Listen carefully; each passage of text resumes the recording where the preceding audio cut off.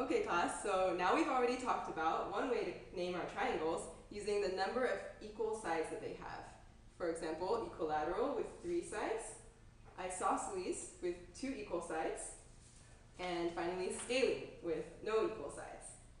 And we're going to move on now and talk about another way that we can classify or name our triangles. Okay, now I know you might be thinking, what? We already learned one way to name them. They all have names. Why do they need another one? But let me ask you a question first. Let's see.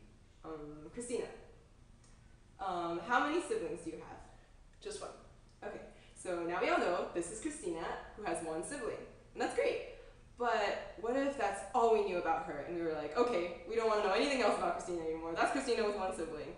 That would be kind of sad because then you couldn't really get to know Christina and be friends with her. You might miss out on all the great things about her, like, for example, maybe she loves dogs, or maybe she likes to eat pizza. And maybe Sally, maybe you like to eat pizza too, and you guys could go out and get pizza together and become really good friends. Speaking of pizza, what kind of a triangle can you make with a round pizza that you divide completely equally, and maybe each side is the same once you've cut it up? Isosceles. Good job, because an isosceles triangle is one with 2 equal sides. Now that we know that it's good to ask questions about people so that we know more about them, it's also actually really good to ask questions about our geometric figures, because later on when we get to solving more difficult problems in geometry, it'll be really important to know as much as we can about them. Okay, so the next way that we can classify our triangles is based on what kind of angles that they have in them. Oops. First of all, does anyone remember what is a right angle? Yes? 90 degrees. Good job! Okay, so what we call a triangle that has a right angle is a right triangle. And usually you will draw a little box like this in the angle that is the right angle so that you remember.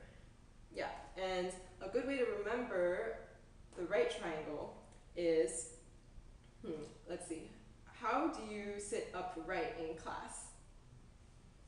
Yeah, like that. So see the angle that you have between your upper body and your legs is like 90 degrees, just like the chair where your back is and where your legs are. So if you want to remember right angle, just remember I want to sit upright in class, so that's a right triangle. Next, we have the acute triangle, and that is a triangle that has only angles that are less than 90 degrees. And a good way to remember this is less than 90 degrees. It's so small, it's so cute. It's a cute triangle, or an acute triangle, but just so you can remember, acute triangle. And finally, we have the obtuse triangle. Okay, can you guess what that might be? The big angles. That's right. Okay, so if you have a triangle that has one angle that is greater than 90 degrees, we call that an obtuse triangle. And a good way to remember that is, oh, it's so big, it's so obvious, obtuse. There we go. We have an obtuse triangle.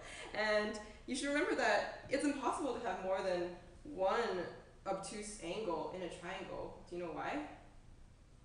Because then all the angles have to add up to 180 degrees. Yeah, you're right. Good job. And so that's impossible if more than one is greater than 90, right? Okay, so now we've already learned 2 ways of how to classify your triangles, by the number of sides that are equal and by the type of angles that they have. And now we're going to move on to talk about how you can combine those 2 names together. Okay class, now we're going to learn an academic cheer that will help us remember the names of our triangles. I'm going to say it first before you guys learn it, and you guys have to listen closely and try to pick out all of the triangle names that are in it. Ready? I saw silly Sally walking down the street. She went to PD Pizzas to grab a bite to eat. Recycling her pizza box, 'cause eco is the way to go, and later all the world will know it's right. Like angles in a scale, even though each bin is different, it's obvious it only takes up 2 seconds to make a cute environment with less waste, more smiles, a pizza store with better taste. Let's try and go the extra mile.